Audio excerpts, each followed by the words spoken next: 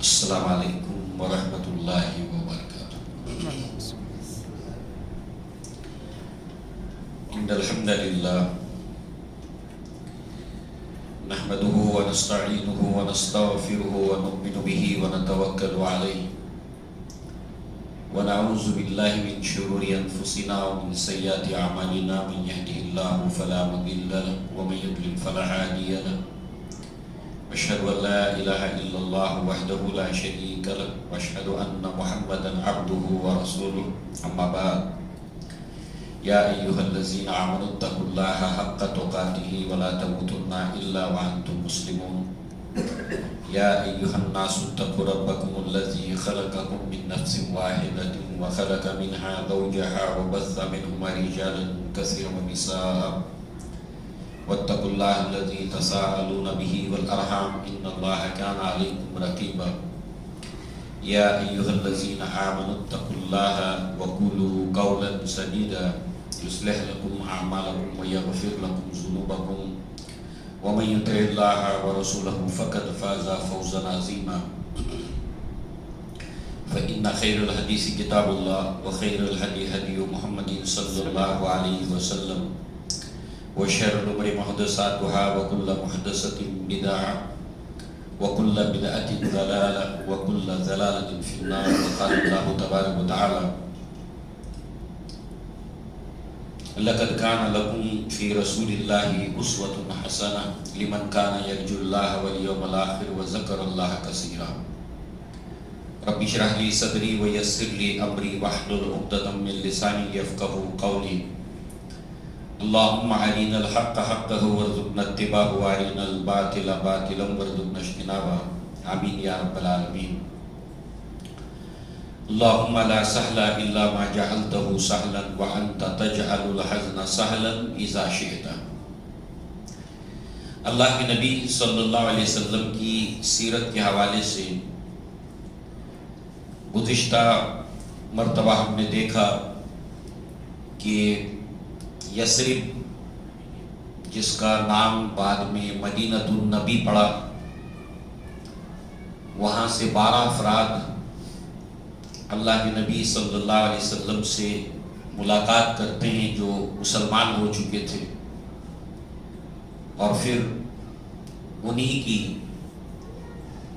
Demand پر، مطالبے پر اللہ کے نبی صلی اللہ علیہ وسلم مصعب بن عمیر کو مدینہ بھیجتے ہیں، اور ان کی یہ محنت انصار صحابہ کی اور مصعب بن عمیر کی رنگ لاتی ہے، اور ایک بہت بڑی تعداد یثرب اور مدینہ میں اسلام میں داخل ہو جاتی ہے۔ اب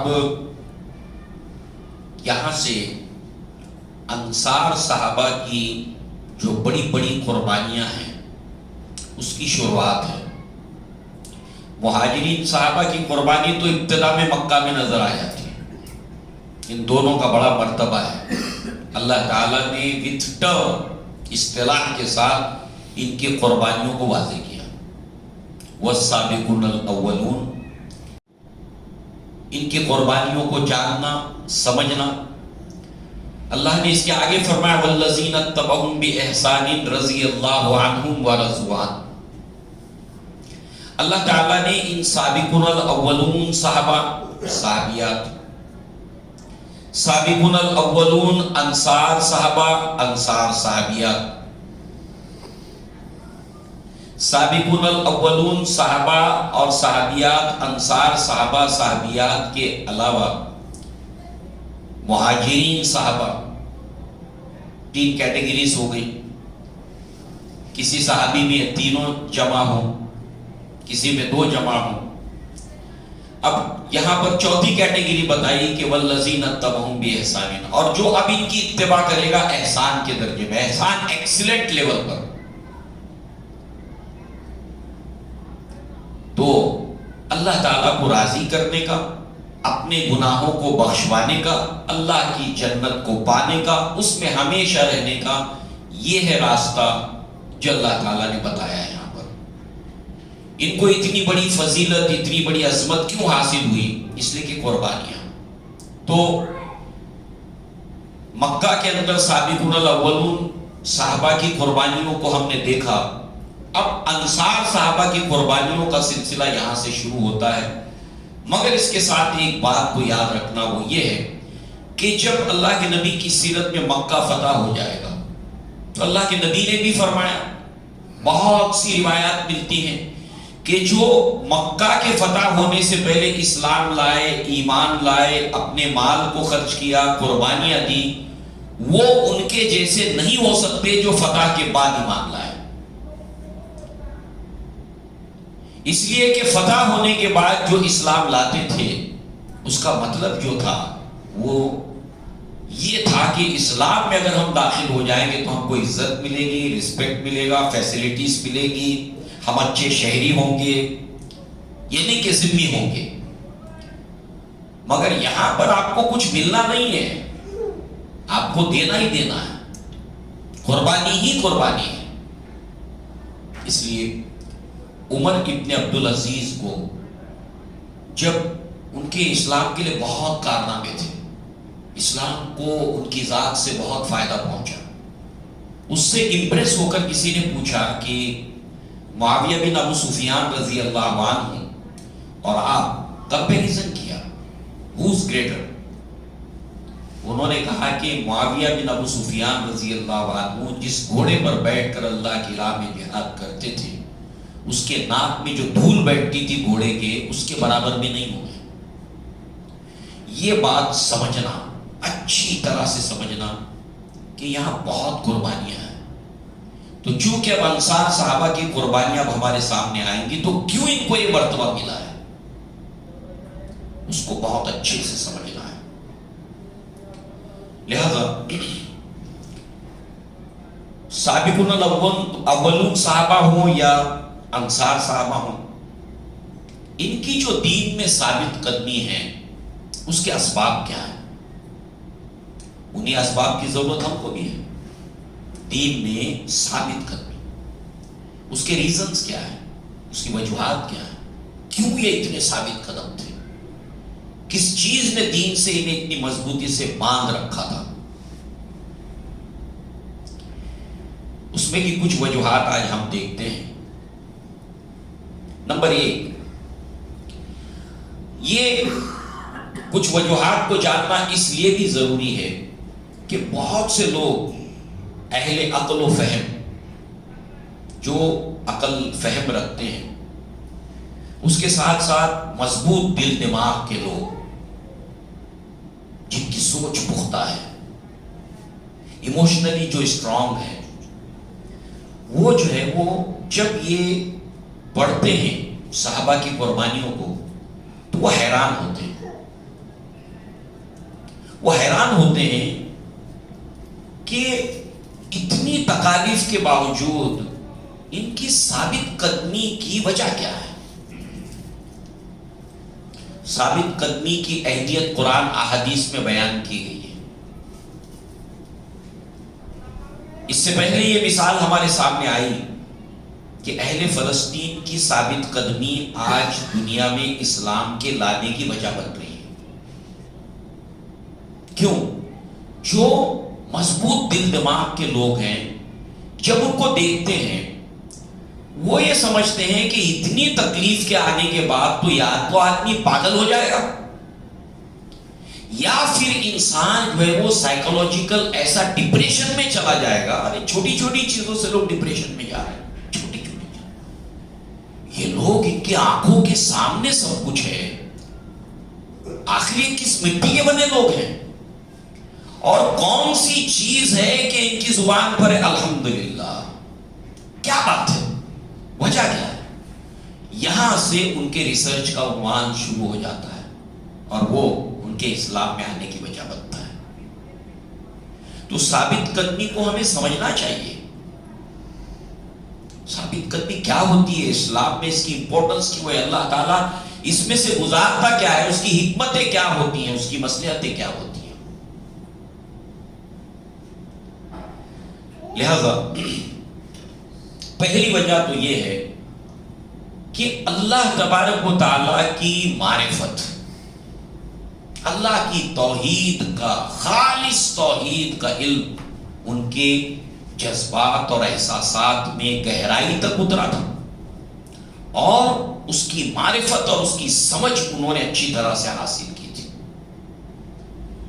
اور ہمارے لیے یہ تعلیم بھی ہے، وحید اللہ فإن التوحید ان اساس الطاعت.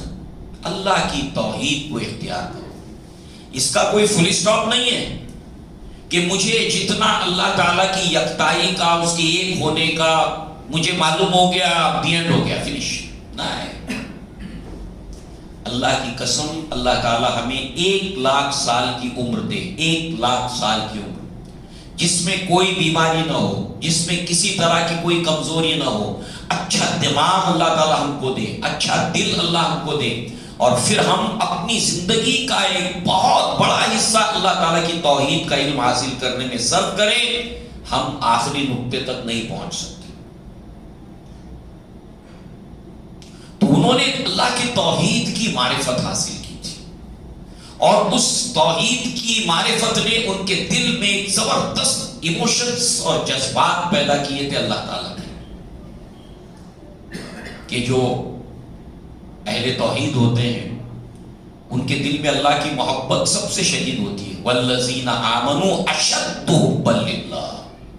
اللہ سے محبت میں بہت شدید ہوتے ہیں، بہت شدید ہوتے ہیں. اس اعتبار سے آپ دیکھیں، اس کا دوسرا پہلو شرک. جس طریقے سے توحید کے لیے محبت ہے، جس طریقے سے توحید کے لیے معرفت اور سمجھ ہے انٹیلیکٹ لیول پر، اتنے ہی اس کے برعکس اس کی ضد میں شرک سے اتنی ہی بغض اور اتنا ہی نفرت. اور اس کی سمجھ یہ کتنی گندگی ہے، اس کو انٹیلیکٹ لیول کے اوپر سمجھنا، اس کی سمجھ حاصل کرنا کہ شرک کتنی بڑی گھنونی چیز ہے، کتنی گندی چیز ہے شرک. ان چیزوں نے ان کے اندر ثابت قدمی پیدا کی تھی. نمبر 2، اللہ کے نبی صلی اللہ علیہ وسلم کی پرکشش قیادت. اتنی کشش تھی اللہ کے نبی کی پرسنالٹی میں، شخصیت میں، وہ پرکشش قیادت. اس کے ساتھ ساتھ معرفت رسول، اللہ کے رسول ہونے کی سمجھ انٹیلیکٹ لیول پر، ہائی لیول کے اوپر رسول ہوتا کیا ہے. اور پھر اس کے ساتھ ساتھ اس کی ضد کیا ہے؟ غیر رسول کو وہ جگہ نہیں دینا، کسی صورت میں نہیں دینا جو رسول کی جگہ ہے. پرابلم کہاں ہوتا ہے؟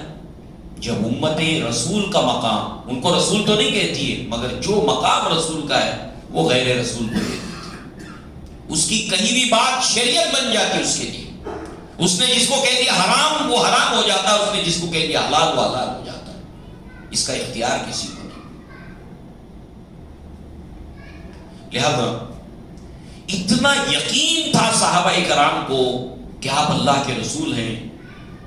سوچئے، یہ تو صحابہ کرام تھے جو ایمان لائے تھے اور سابقون الاولون تھے اور مہاجرین تھے، مگر کافروں کا معاملہ جو اسی سماج کا حصہ تھے، مشرکوں کا معاملہ، اس کی ایک نہیں کئی مثالیں، مگر ایک صرف مثال سامنے رکھی ہے، ابی بن خلف کی.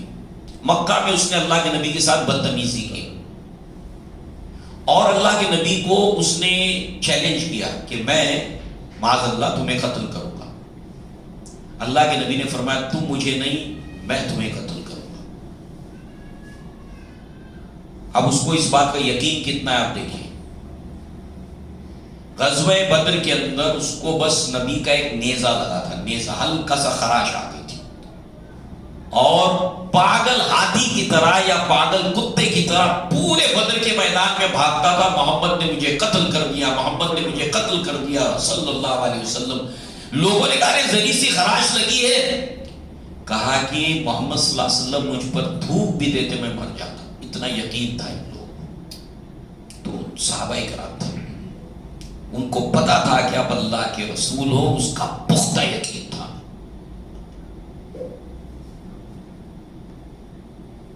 اس کے ساتھ ساتھ دوسری ایک مثال سرداروں میں سے ایک سردار قریش کا، جو قریش کی اجازت سے سرداروں کے اللہ کے نبی کو سمجھانے جاتا ہے کہ تم اگر اجازت دو تو میں تھوڑا سمجھا دوں. کہا کہ ہاں جاؤ ٹرائی کرو. یہ جاتا ہے، اپنی بات رکھتا ہے. اللہ کے نبی صلی اللہ علیہ وسلم اس کے سامنے سورہ والنجم کی آیتیں پڑھتے ہیں اور جیسی عذاب کا ذکر آتا ہے وہ اللہ کے نبی کے چہرے کے اوپر ہاتھ رکھ دیتا ہے. کیوں؟ ان کی زبان سے اگر یہ نکل گیا تو ہوگا. یہ ایمان والے نہیں تھے. سوچئے صحابہ کرام کو کتنا یقین تھا اللہ کے نبی صلی اللہ علیہ وسلم کے رسول ہونے کا. اس کی سمجھ حاصل کرنا یہ ہماری دنیاوی زندگی میں سب سے بڑی ضرورت ہے. سب سے بڑی ضرورت یہ ضرورت ہے ہماری سب سے بڑی.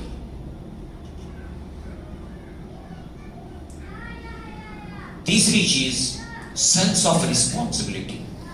جب ہم نے اسلام کو قبول کر لیا، ہم مسلمان ہو گئے، تو کیا مسلمان ہونے کے بعد ایک مسلمان کی کچھ ذمہ داری ہوتی ہے؟ ایک مومن کی کوئی ذمہ داری ہوتی ہے؟ اس کا احساس.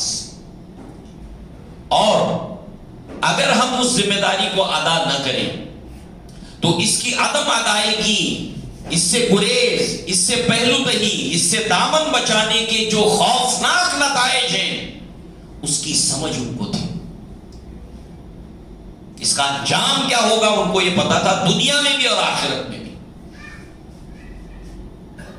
اسی طریقے سے اگر ہم اس ذمہ داری کو ادا کر دیں تو اس کے فوائد دنیا اور آخرت میں کیا ہیں اس کا شعور بھی ان کو تھا، اور انہوں نے اس کا تجربہ بھی کیا اور مشاہدہ بھی کیا. یعنی دین کو انہوں نے ایکسپیرینس کیا. اس کے فائدے کیا ہیں، اس کے ثمرات کیا ہیں. جب ہم اپنی ڈیوٹی کو as a Muslim, as a مومن فلفل کریں تو ایسی صورت میں اس کے فوائد کیا ہیں دیکھیں، نقصان کیا ہے اس کو بھی جانتے تھے. تیسری چیز ان کے ثابت کرنے کی. اسی طریقے سے یہی وجہ ہے کہ یہ فائدے اور نقصانات کا صحیح تصور ہونے کی وجہ سے، فائدے نقصان کا ہمارے سامنے چھوٹے چھوٹے تصورات ہیں. تو ہوتا کیا ہے، آدمی کا بڑا فائدہ اگر اس کو معلوم ہو تو چھوٹے فائدے کو چھوڑ دیتا ہے. تو ان کے سامنے اسلام کا فائدہ بڑا فائدہ تھا، اس کے لیے وہ دنیا کے چھوٹے چھوٹے فائدوں کو چھوڑ دیتے تھے. اس اعتبار سے انہوں نے بڑے بڑے خطرات کو مول لیا. یہ ان کی ثابت قدمی کی وجہ، احساس ذمہ داری. پھر ایمان بالآخرت. ایمان بالآخرت کے ساتھ کوئی چور دروازہ ان کے اس عقیدے کے اندر نہیں تھا، بیک ڈور نہیں تھا کوئی. جیسے نصارہ آخرت کو مانتے تھے مگر بیک ڈور تھا، انسان گناہگار ہے، گناہ کرے گا. صحیح بات ہے، اتنی بات تو ٹھیک ہے. کل بنی آدم خطاؤن وخیر الخطائین توابون. تمام آدم کے بچے انتہائی خطا کار ہیں، ان میں اچھے ہوئے جو توبہ کرنے والے. تو عادی بات ہے کہ آدم کے بچے غلطی کریں گے، ٹھیک ہے. تو اب اس لیے معاذ اللہ، اللہ تعالیٰ نے اپنے بیٹے کو زمین پر اتارا، معاذ اللہ ثم معاذ اللہ، اور سارے آدم کے بچوں کے گناہوں کا کفارہ کی صورت میں سولی چڑھا دیا. اب تمہارا کام صرف یہ کہ اس عقیدے کو مانو، اب جو چاہو کرو، تم کو لائسنس. سور کھاؤ، شراب پیو، زنا کرو، جو کرنا ہے کرو، فری ہے. سارے انسانوں کا قتل عام کرو، کچھ نہیں، کرو جو کرنا ہے کرو. آخرت ہے مگر چور دروازہ، سب کی معافی ہے تمہارے لیے. یہود کے یہاں چور دروازہ تھا.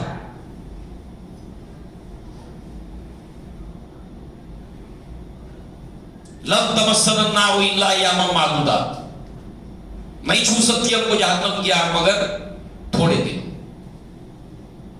آخرت کا عقیدہ یقین جیسے ہونا چاہیے من و ان، قرآن اور نبی کے فرمان کے مطابق ایز اٹ از تھا. اس میں ذرا بھی اگر سیندھ لگ گئی باطل شفاعت کی، یہ بچا لیں گے، وہ بچا لیں گے، ایسے بچ جائیں گے، ویسے بچ جائیں گے، یوں ہو جائے گا، یوں ہو جائے گا، تو پھر عمل کرنے کی ضرورت کیا ہے؟ جب بچنے کے لیے اپنے پاس گیٹ پاس ہے،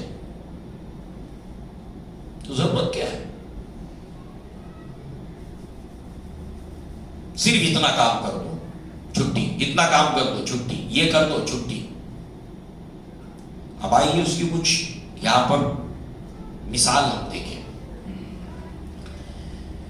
معاذ ابن جبل رضی اللہ عنہ کون صحابی ہے جن کو نبی نے کہا کہ معاذ مجھے تم سے محبت ہے تمہارے پاس کوئی ایسا تو لا کے دکھا دو۔ صحابہ کے بعد کوئی ایسا ہے تو لا کے دکھاؤ کہ نبی نے جن کے روبرو کہا ہو ہے معاذ مجھے تم سے محبت ہے، اس لیول کا کوئی ہے تو بتاؤ۔ ان کا حال کیا ہے دیکھیے، آخری وقت میں زار و قطار رو رہے ہیں۔ لوگوں نے پوچھا ما یبکی کا، آپ کیوں رو رہے ہیں؟ کہتے ہیں قال لأن اللہ عز وجل قبض قبضتین فجعل واحدة فی الجنہ والأخرى فی النار فانا لا ادری من ای الفریقین یکون۔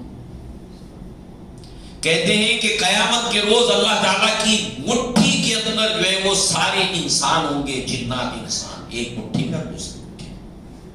ان میں سے اللہ تبارک و تعالیٰ ایک مٹھی کو جنت میں داخل کر دے گا اور جو دوسری مٹھی میں ان کو اللہ جہنم میں ڈال دے گا، اور مجھے نہیں معلوم کہ ان میں سے میں کون سی مٹھی میں رہوں گا۔ جن کو نبی نے کہا اے معاذ مجھے تم سے محبت ہے، سوچنے کا مقام نہیں ہے۔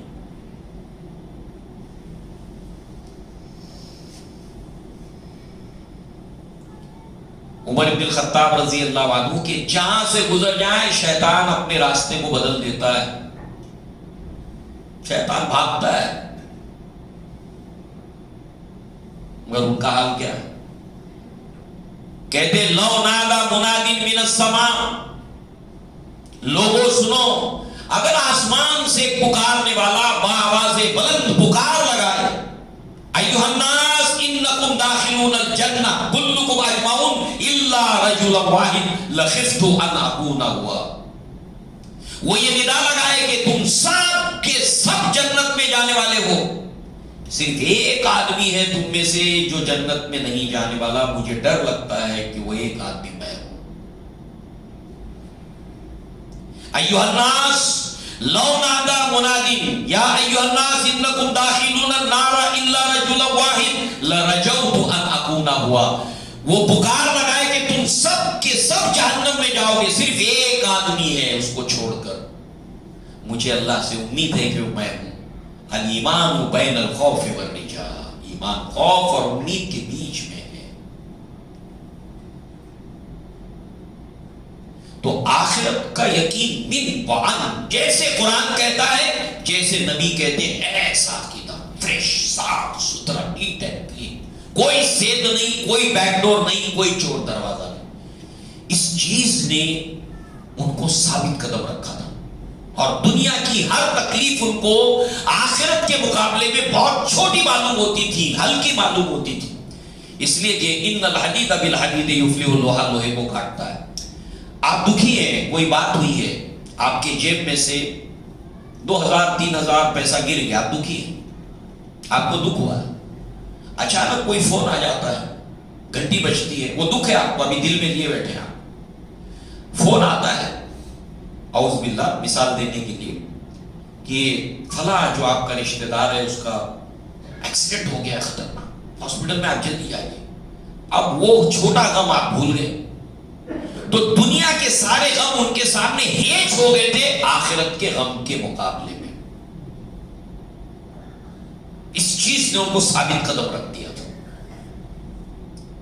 اس کے ساتھ ساتھ جو ہے وہ پانچویں اور آخری بات ثابت قدمی کی، اس لیے کہ مہاجرین صحابہ کی قربانی ہم نے دیکھی، ابھی انصار صحابہ، ہمیں یہ سیکھنا ہے ثابت قدمی ایسے آئے گی۔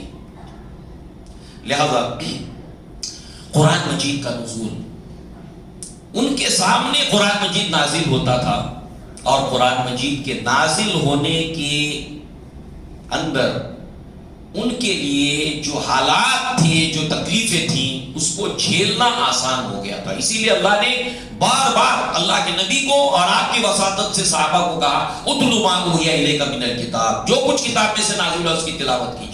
رات میں اللہ کے نبی صحابہ تلاوت کرتے تھے، سارا غم دھل جاتا تھا، قرآن مجید کی تلاوت سے. کیوں؟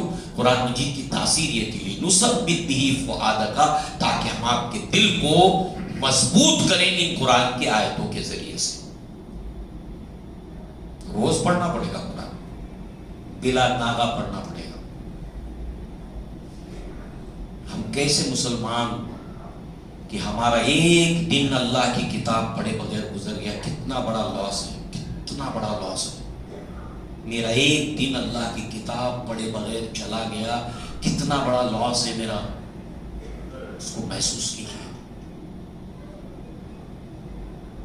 پھر یہ قرآن ان کو راحت دیتا تھا، سکون دیتا تھا. قرآن مجید میں سورہ یوسف ہے، بس ایک مثال، اس کے بعد جو ہے وہ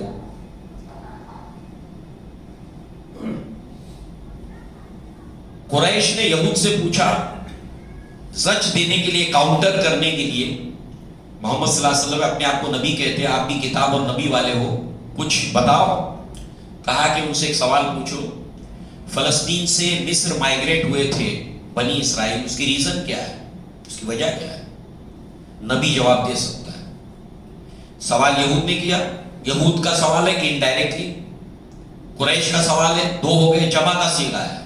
یوسف اور ان کے بھائیوں کے قصے میں سوال پوچھنے والوں کے جمع کا صیغہ ہے، جمع واحد، دو ہے تو تثنیہ، اور دو سے زائد ہو گئے تو جمع ہو گیا. تیسرے صحابہ نے جو حالات تھے، یہی ہے 10 سال گزر چکے، سورہ یوسف نازل ہوئی ہے، یہ حالات تھے، نبی کے قتل کے منصوبے بن رہے ہیں، صحابہ کو تکلیف دی جا رہی ہے. اللہ کے نبی سے صحابہ نے بھی کہا کہ کوئی ایک واقعہ سنائیے آپ ہمیں. یہ واقعات ان کے لیے عبرت کی وجہ بنتے تھے، نصیحت کی وجہ بنتے تھے، اور آنے والے کل کی تصویر بتاتے تھے یہ واقعات ان کو. اللہ نے سورہ یوسف نازل کی. سورہ یوسف نازل کی. اللہ تبارک تعالیٰ نے جو کام یوسف علیہ السلام کے بھائی کر رہے تھے یوسف کے خلاف، وہی کام محمد صلی اللہ علیہ وسلم کے بھائی بند قریش محمد صلی اللہ علیہ وسلم کے ساتھ کر رہے تھے.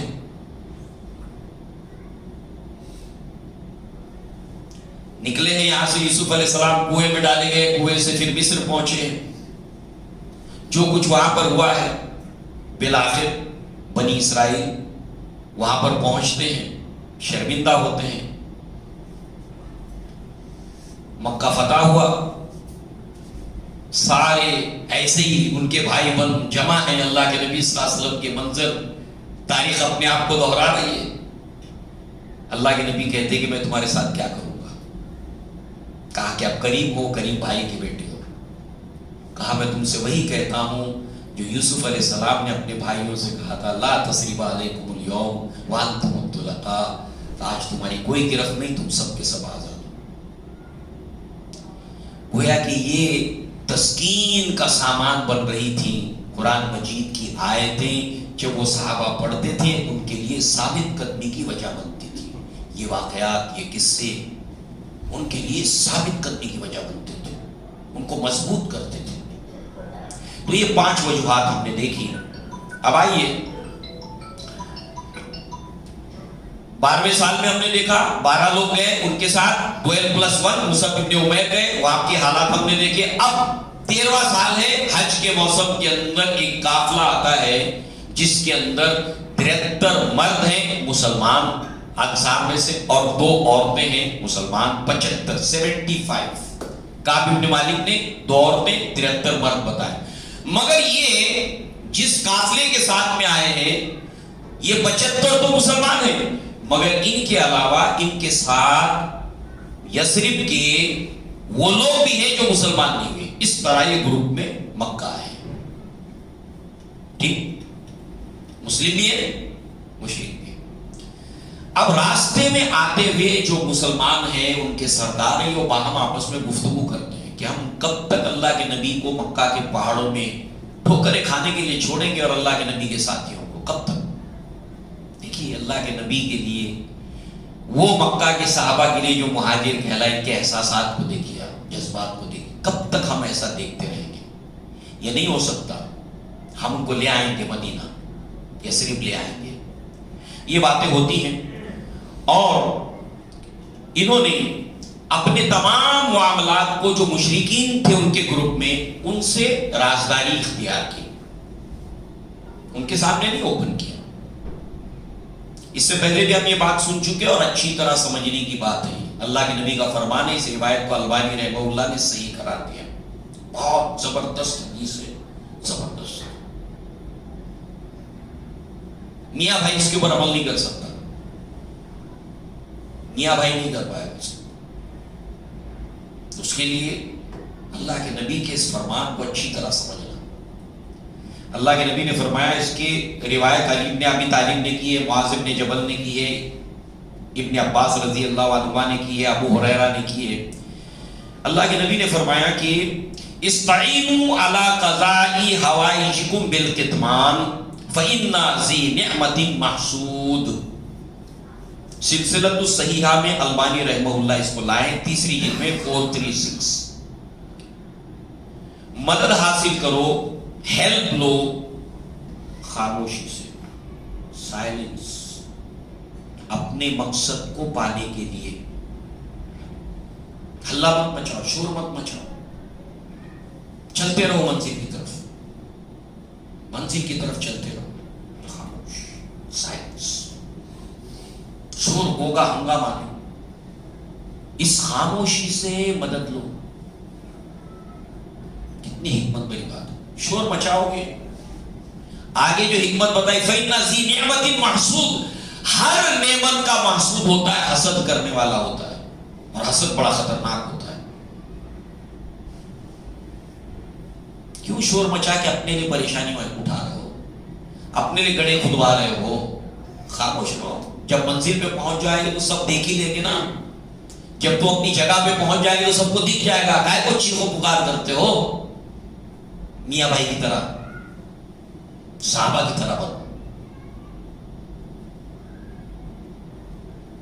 لہذا ہم نے ان کو بتایا نہیں، جو ان کے ساتھ تھے ان کو نہیں بتایا، رازداری کے ساتھ۔ لہذا اس کی توثیق قرآن سے بھی ہوتی ہے۔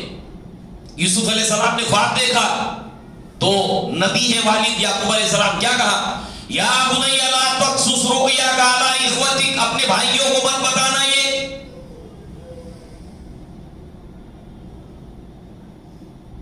شیطان انسان کا کھلا ہوا دشمن ہے، ڈال دے گا حسد، کینہ، بغض، عداوت، نفرت ڈال دے گا۔ لا تقصص رؤیاک علی اخوتک، پھر اس کا مطلب بھی بتایا، بہت جلد اللہ تعالیٰ تم پر وہ نعمتیں تمام کرے گا ابراہیم علیہ السلام کی اولاد پر، آل پر جو کی تھی، تم پر یہ نعمت تمام ہوگی، بتانا نہیں، یہ نعمت۔ وَإِنَّ ذِي نِعْمَةٍ مَحْسُودٍ، وہ تو اس نعمت کی ملنے سے پہلے حسد میں مبتلا تھے یوسف علیہ السلام کو لے کے۔ تو ہم نے جو ہمارے گروپ کے اندر، ہمارے قافلے کے اندر جو مشرکین تھے ان کو ہم نے کچھ نہیں بتایا، سائلنس۔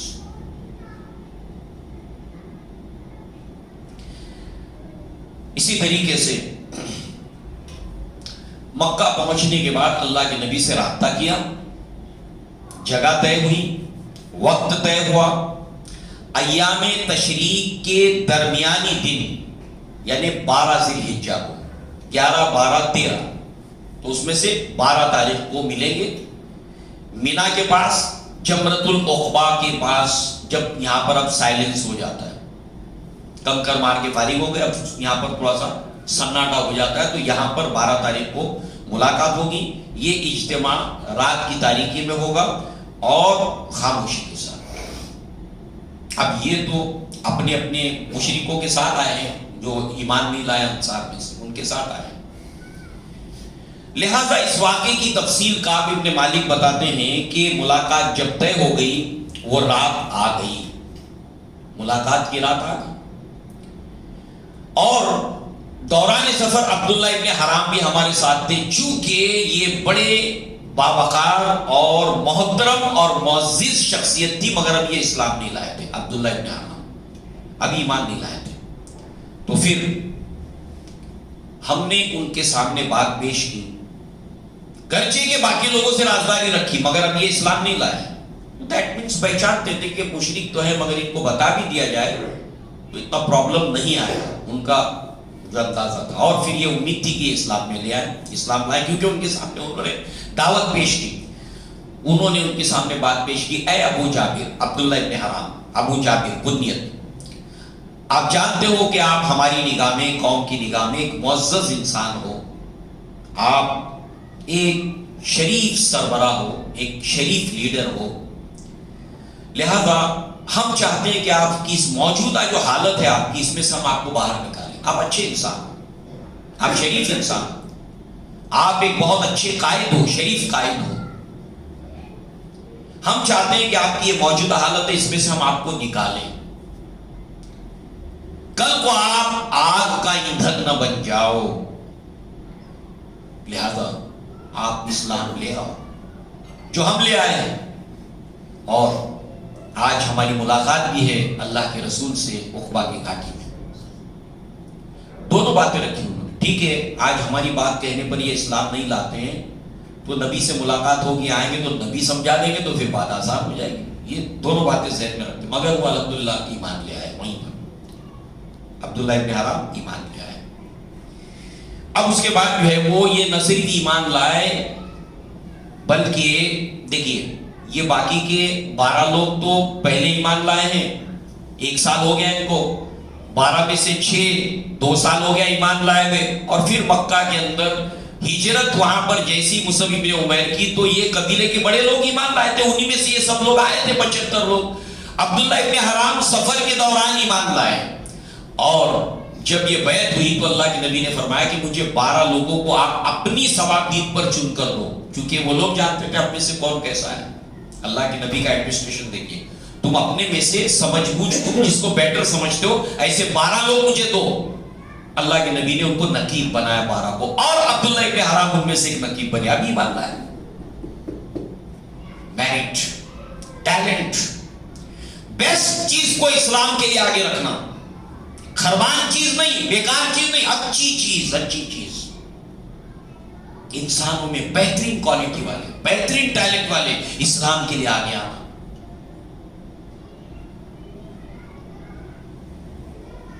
ہمارا ٹیلنٹ کس کا دیا ہوا ہے؟ اللہ کا ہے، جو کچھ اللہ نے ہم کو دیا سب اللہ کا ہے، تو اللہ کا ہے تو اللہ کے حوالے کرنا اس کو، اس کے دین کے حوالے کرنا اس کو۔ روزی تو اللہ دے دے گا ہم کو، جو ہم کو چاہیے اللہ دے دے گا ہم کو، کوئی کمی نہیں کرے گا، یہ سب اس کے لیے ہے، اس کے دین کے لیے، کچھ ہمارا نہیں ہے، سب کچھ اللہ کا ہے۔ یہ سمجھ پیدا کرنا، یہ زندگی پھر نہیں ملنے والی ہم کو، یہ قربانی کا موقع پھر نہیں ملے گا۔ فتح کے بعد جو قربانیاں دیں گے، خرچ کریں گے، وہ ویسے نہیں ہو سکتے جو فتح سے پہلے کرنے والے ہیں۔ وہ مقام جو سابقون الاولون کا ہے، مہاجرین کا ہے، وہ نہیں مل سکتا کسی کو۔ تو لہذا جو ہے وہ آپ دیکھیں کہ 12 نقیبوں میں سے ایک نقیب تھے، آگے ڈیٹیل آئے گی بس سمجھنے کے لیے۔ میرٹ، صحابہ کا منہج، نبی کا منہج، آن دا بیسس آف میرٹ۔ وہاں پر یہ نہیں چلتا جمعہ 8 دن ہو گئے تم کو، ہاں فضیلت ہے اولین کی، سابقون الاولون کی، خالد بن ولید کی بھی مثال آئے گی ہمارے سامنے۔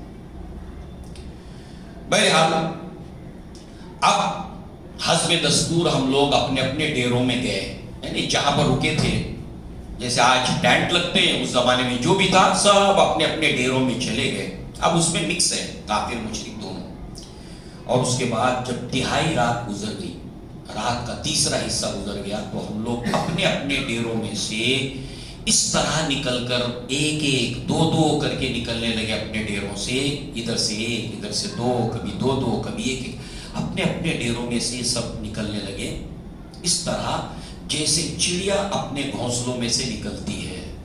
دیکھا آپ نے بھی گھونسلوں میں سے چڑیا نکلتا ہے، اس لیے کہ اگر یہ نکلنا سمجھنا ہو، سیکھنا ہو، جاننا ہو، تو چڑیا جو گھونسلے میں سے نکلتی ہے اس کو ہم کو آبزرو کرنا پڑے گا۔ آہستہ سے سر نکالیں گے، دائیں بائیں دیکھیں گے، پھر نکلیں گے۔ مثال دیں گے کیا سمجھ میں آنے میں، بڑی فصیح اور بلیغ قوم تھی، حق تھا ان کو، اللہ نے ان کو چنا ہے، اللہ کا سلیکشن تھا، حق تھا۔ لہذا جو ہے وہ پھر ہم لوگ طے شدہ مقام کے اوپر پہنچے، سب کے سب ایک ایک دو کر کے، ادھر سے ادھر سے الگ الگ جگہوں سے پھر جگہ پہ پہنچے، اکٹھے نہیں، الگ الگ۔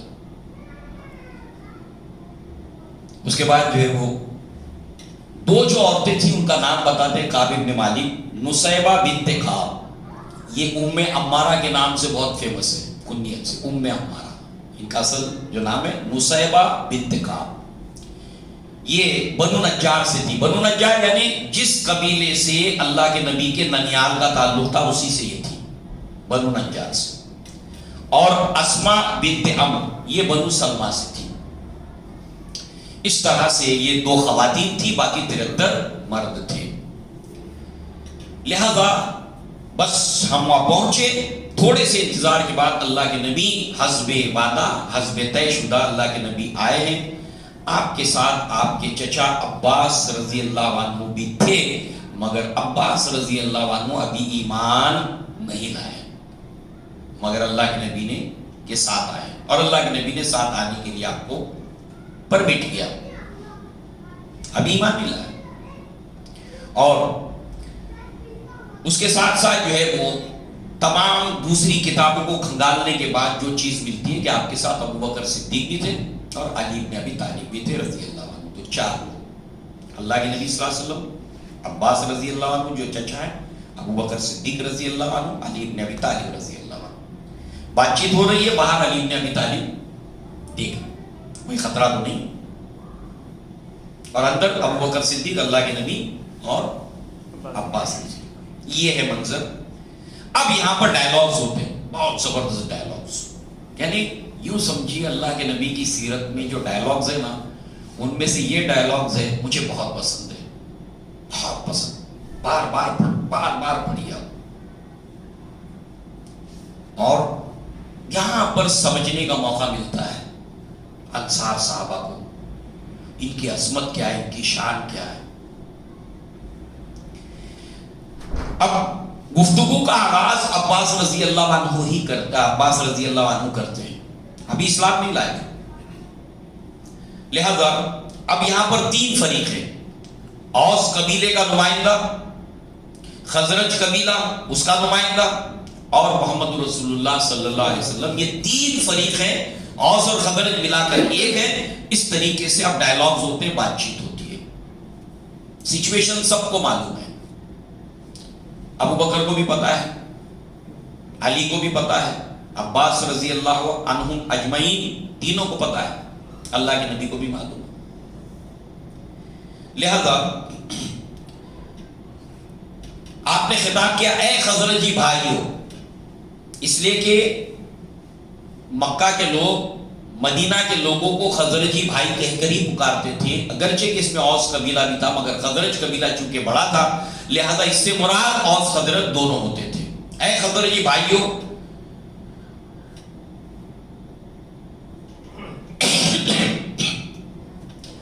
تمہیں پتا ہے کہ ہم لوگوں کے درمیان محمد صلی اللہ علیہ وسلم کی جو شخصیت ہے وہ منفرد ہے، یکتا اور ممتاز حیثیت ہے۔ تم اچھی طریقے سے ان کی شخصیت کو جانتے ہو، ان کے مقام اور مرتبے کو، تم پتا ہے کہ محمد صلی اللہ علیہ وسلم کا مرتبہ کیا ہے ہمارے سماج کے اندر، ان کی ممتاز شخصیت، ان کا شرف، وہ تم اچھی طریقے سے جانتے ہو۔ لہذا ہم نے اب تک انہیں مخالفین سے بچائے رکھا ہے، ان کی حفاظت کی ہے۔ کتنے سال ہو گئے؟ 13واں سال چل رہا ہے، جو کیا مگر اللہ کے نبی ابھی بھی قبائلی سسٹم کی وجہ سے سیف ہے، ہم نے ان کو محفوظ رکھا ہے، اب تک 13واں سال گزر چکا ہے۔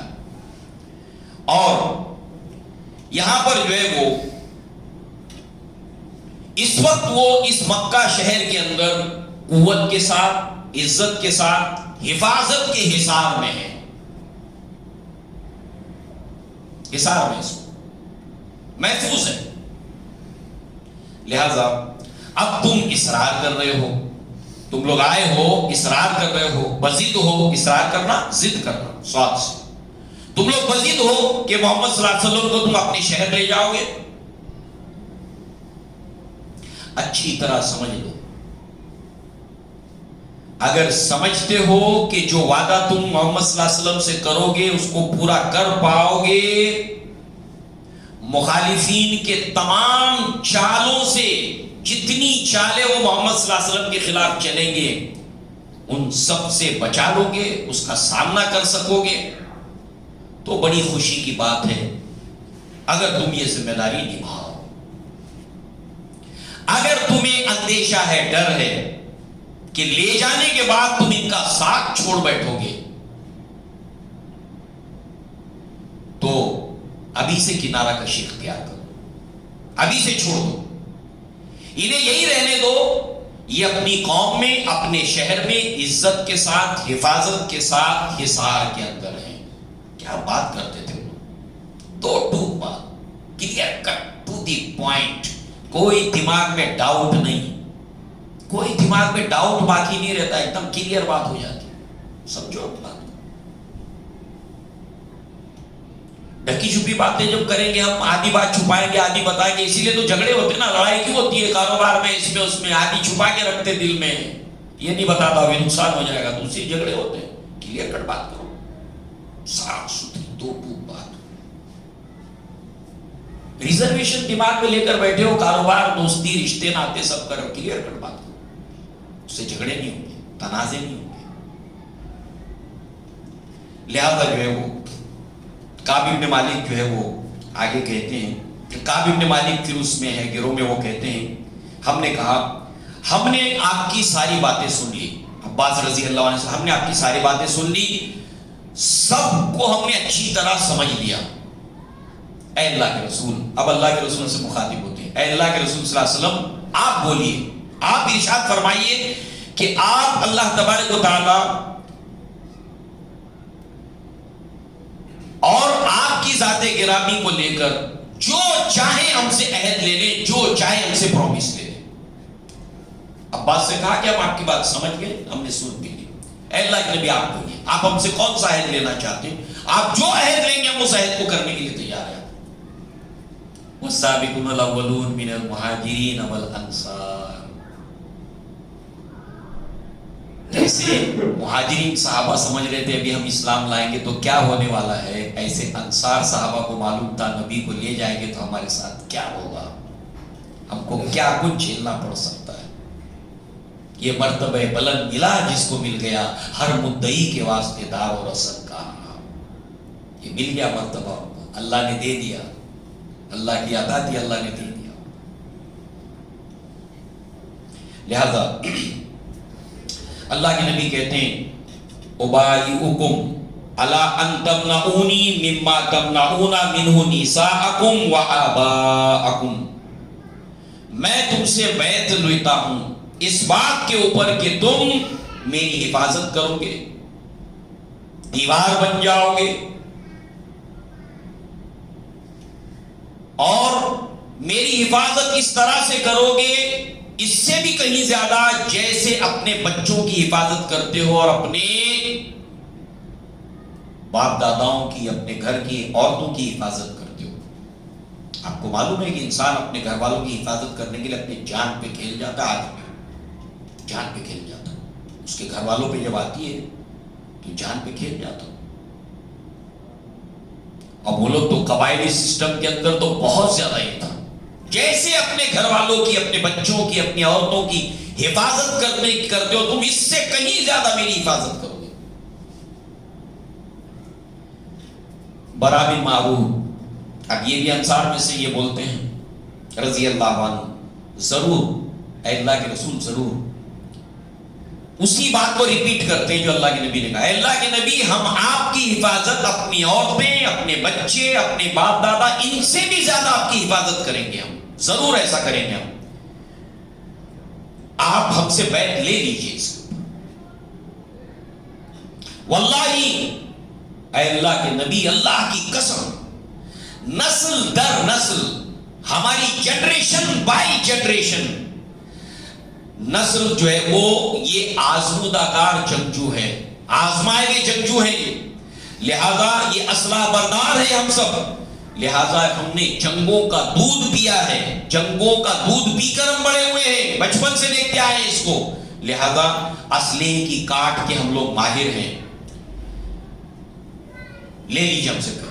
دوسرے انصاری صحابی، درمیان میں ان کی بات پوری ہوتی ہے، ابو الہیثم تیسرے انصاری صحابی بول پڑتے ہیں، اے اللہ کے رسول، ہم نے صلی اللہ علیہ وسلم کچھ لوگوں سے عہد و پیما ہمارا پہلے سے ہے، ایگریمنٹ سے پہلے سے، مراد یہود، بنو قینقاع، بنو نذیر، بنو قریظہ، ان کے ساتھ ہمارے پہلے سے ایگریمنٹ سے معاہدے ہیں، کاروباری لین دین وغیرہ یہ سب معاہدے ہیں ہمارے، کچھ حفاظتی معاہدے، ان کے ساتھ ہماری ٹریٹیاں ہیں، ایگریمنٹس، معاہدے ہم نے کر رکھے ہیں، ہم ان سب کو ختم کر دیں گے، سارے معاہدے زیرو، آپ کے لیے سب ختم، زیرو ہو جائیں گے، مگر اللہ کے رسول ایسا نہ ہو، ایسا نہ ہو۔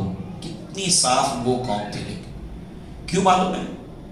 آپ اتنی لوگ صاف گوئی سے جو باتیں کر رہے ہیں، جانتے کیوں؟ پہلے جملہ سن لیجئے، ایسا نہ ہو اے اللہ کے رسول صلی اللہ علیہ وسلم، ہم سب سب سے منقطع ہو جائیں، ہم سب سے اپنا تعلق کاٹ لیں آپ کی خاطر، مہاجرین صحابہ کی خاطر سب سے اپنا تعلق منقطع کر دیں، الگ تھلگ ہو جائیں سب سے، اور اللہ تعالیٰ کل آپ کو غلبہ دے دے تو آپ ہمیں چھوڑ کر پھر دوبارہ اپنی قوم میں چلے جائیں۔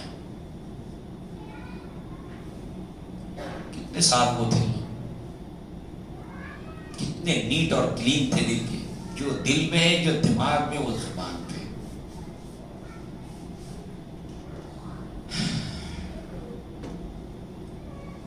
ایسا کیوں ضروری ہے؟ یہ سب باتیں اتنی ڈیپتھ میں ہو رہی ہیں، کیوں؟ Because they are serious about اسلام،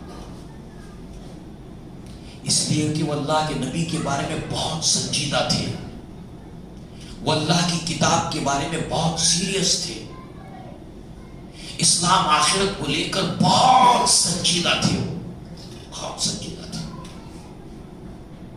وہ جانتے تھے اب کریں گے۔ اللہ کے نبی مسکرا دیے۔ اب یہاں پر اللہ کے نبی کا مسکرانا، انک لعلی خلق عظیم، آپ اخلاق عظیم مرتبے پر فائز ہیں۔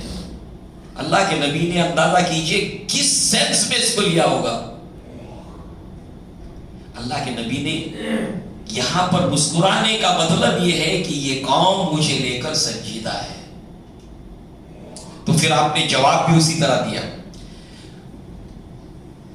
بلا، ہرگز نہیں، ہرگز نہیں، الدم دم والحدم الحدم، انا منکم وانتم منی، احارب من حاربتم واسالم من سالمتم۔